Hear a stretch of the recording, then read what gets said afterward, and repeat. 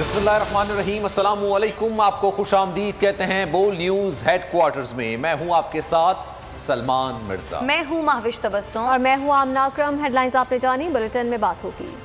Bill आखिर petrol pump खुल गए और पेट्रोल मिलना शुरू हो गया है। हुकूमत और डीलर एसोसिएशन के मुज़ाकरात कामयाब होने के बाद सरगर्मियां बहाल हो रही हैं। कराची और लाहौर समेत मुल्क भर में शहरियों को बगैर किसी परेशानी के पेट्रोल अब मिलने शुरू हो गया है। कराची में बोल न्यूज़ के नुमाइंदे नदीम अहमद, जबकि लाहौर से हमें अपडेट करेंगे जुनेद अशरफ। पहले कराची का रुख करते हैं। नदीम, बताइएगा, शहरियों को आसानी से पेट्रोल मिल रहा है?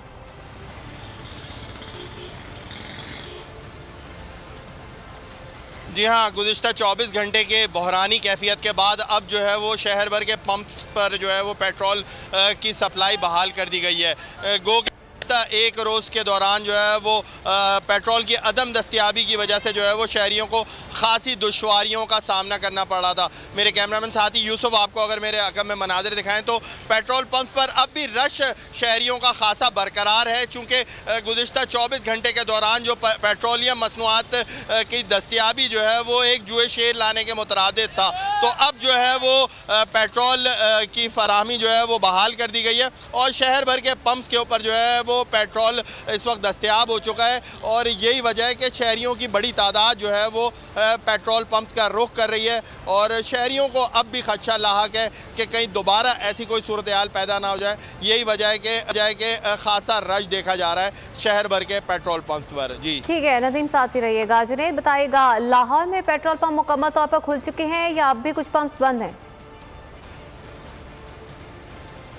जी बिल्कुल, अगर हम लाहौर के मुख्तलिफ इलाकों के पेट्रोल पंप्स के बारे में बात करें तो पहले लाहौर के इलाके चुबुर्जी में 2 पेट्रोल पंप बंद थे, जबकि फ़िरोज़पुर रोड के और जेल रोड और गुलबर्ग के डिफरेंट एरियाज़ के पंप्स बंद थे, जो अब वक्तन फ़वक्तन खुलते जा रहे हैं। तकरीबन 11:30 बजे से 12 बजे के दरमियान के बाद ये पंप्स खुलना शुरू हो गए हैं और तमाम पंप्स अब खुलना शुरू हो गए हैं और शहरी अब इजीली फ्यूलिंग करवा सकते हैं। अगर मेरे कैमरामैन हसन खान आपको दिखाए, अकब में पेट्रोल पंप्स पर फ्यूलिंग हो रही है और फ्यूलिंग का काम जारी है और शहरी बाआसानी अपनी गाड़ियों पर फ्यूलिंग करवा रहे हैं। जी ठीक है जुनेद, इस हवाले से हमें लाहौर की सूरत हाल के हवाले से आगाह करे थे, जबकि नदीम अहमद हमें कराची की सूरत हाल के हवाले से आगाह कर रहे थे। जैसे ही मामला तय पाए हैं तो अब दोनों बड़े शहरों समेत मुल्क भर में पेट्रोल पंप्स खुलना शुरू हो गए। इस हवाले से आप दोनों नुमाइंदगान का बहुत शुक्रिया। और जनाब, इससे पहले पेट्रोलियम डीलर्स की हड़ताल के बायस से दिन भर आवाम परेशान रहे। कई गाड़ियां सड़कों पर बंद हो गईं, लोग मोटरसाइकिल को धक्के लगाते रहे, रिक्शा, टैक्सी, ट्रांसपोर्ट मिलना मुहाल हो गया। छिपा फाउंडेशन ने 50% एम्बुलेंस खड़ी कर दी। तर्जुमान एधी ने भी 2 रोज़ मजीद हड़ताल की सूरत हाल में मुश्किलात बढ़ने का खदशा जाहिर किया था। पाकिस्तानी अवाम के लिए 3 अच्छी खबरें। फवाद चौधरी ने ट्वीट में बता दिया, लिखा कि पहली ये है कि पेट्रोलियम डीलर्स एसोसिएशन ने हड़ताल खत्म कर दी है। दूसरी, सऊदी अरब ने पाकिस्तान से बराह रास्त फ्लाइट शुरू करने का ऐलान कर दिया है। जबकि तीसरी ये है कि सऊदी अरब से $3 अरब की ट्रांसफर में तमाम कानूनी मामला तय हो गए और ये डॉलर इस हफ्ते पाकिस्तान को मिल जाएंगे।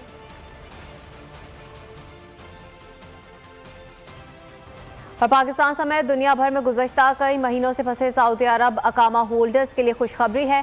सऊदी वज़ारत दाखिला ने फ़्लाइट्स ऑपरेशन बहाल करने का ऐलान कर दिया। बराह रास्त फ़्लाइट ऑपरेशन 1 दिसंबर को बहाल हो जाएगा। दूसरी जानिब PIA मुत्तहिदा अरब अमारात की रियासत फजीरा में परवाज़ शुरू करने वाली पहली एयरलाइन बन गई। अगर सिंध हुकूमत ने ज़ख़ीरा अंदोज़ों के खिलाफ मौसर इक़दामात ना किए तो वफाकी हुकूमत मुदाखलत कर सकती है। इमरान खान की सिंध हुकूमत को वार्निंग, कहा मुनाफाखोरी और ज़ख़ीरा अंदोज़ी में मुलव्विस अनासिर अवाम दुश्मन हैं, उनके खिलाफ सख्त इंतज़ामी कार्रवाई अमल में लाई जाएगी।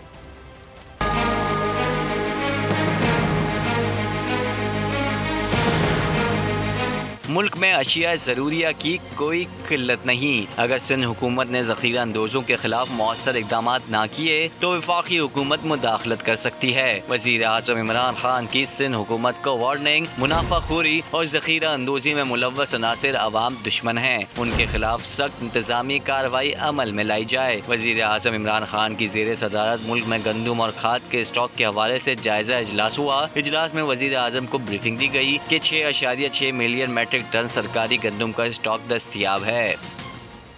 सिंध हुकूमत की वजह से पाकिस्तान के अवाम पर महंगाई का बोझ है। कराची में कीमतें ज्यादा होने से मुल्क में अफरात ज़र बढ़ती है। विफाकी वजीर सनत व पैदावार खुसरो बख्तियार कहते हैं 3 से 4 माह में महंगाई में कमी आना शुरू होगी। विफाकी वजीर फूड सिक्योरिटी फ़खर इमाम ने कहा, सिंध ने गुज़िश्ता साल विफाक के मुकाबले में गंदम की इमदादी कीमत ज्यादा मुकर्रर की थी। ऐसे फैसलों से मुल्क में मसाइल पैदा होते हैं। पंजाब ने रोटेशन पॉलिसी के तहत ग्रेड 20 के 10 अफसरान को रिलीव कर दिया, जिनका तबादला विफाक में किया जा सकता है। सिंध रोटेशन पॉलिसी के तहत अफसरान ना देने के मौके पर कायम है। एडमिनिस्ट्रेटर कराची मुर्तज़ा वहाब कहते हैं कि सूबे के पास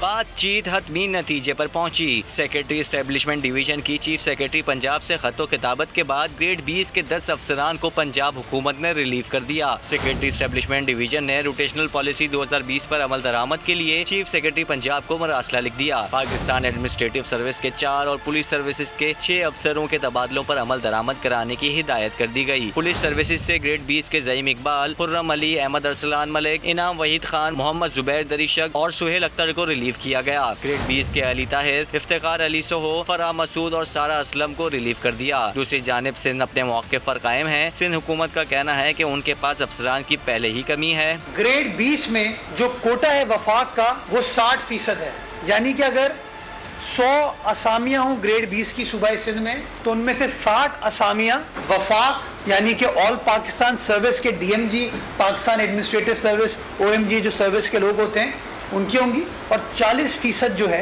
वो सूबे के होंगे। और इस वक्त कुल 20 अफसरान हैं जो वफाक ने तैनात किए हुए हैं सूबाई सिंध के अंदर। मुर्तज़ा वहाब का कहना है कि वज़ीर आला सिंध ने अटॉर्नी जनरल को भी सूरत हाल से आगाह किया था, लेकिन सूरत हाल ज्यों की त्यों है। वज़ारत इत्तलात ने मुस्लिम लीग नून की नायब सदर मरियम नवाज के एतराफ़ पर तहकीकात के लिए कमेटी कायम कर दी है। कमेटी मुस्लिम लीग नून के दौरे हुकूमत में मीडिया को जारी इश्तिहारात में बेज़ाब्तगियों और मीडिया सेल के जरिए मनपसंद सहाफ़ियों और मुख्तलिफ मीडिया ग्रुप्स को नवाजने से मुतालिक अपनी रिपोर्ट मुरतब करेगी।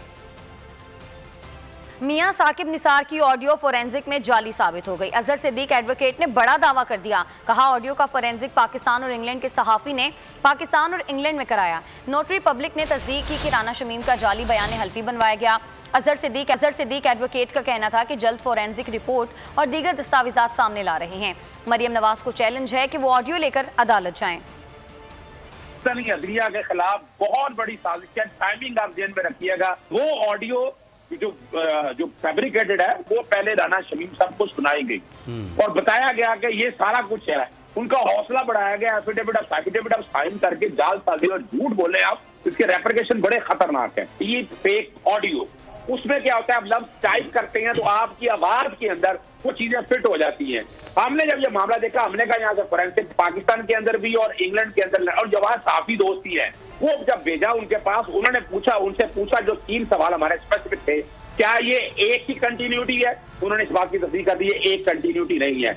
एक जगह जो शुरू की आवाज है वो किसी जलसे में ओपन गैदरिंग के अंदर की गई है, और दूसरे में बताया गया उन्होंने कि वो आगे चीजें जोड़ी गई हैं या ऐड की गई हैं, और तीसरी बात ये है कि ये एक ही जगह की नहीं है। यानी बंदा बात करता है ना, अगर टेलीफोन पर रिकॉर्ड हुआ है तो एक ही जगह की नहीं है, ये पाकिस्तान के अंदर भी और वहां भी। ये अभी उनकी इब्तदाई रिपोर्ट है, तहरीरी रिपोर्ट हमने उनसे मांगी है। तहरीरी रिपोर्ट हमें वो कह रहे हैं कि 1-2 दिनों के अंदर, यानी 2 दिनों के अंदर हम तक वो दे देंगे, लंदन वाली भी और पाकिस्तान वाली भी।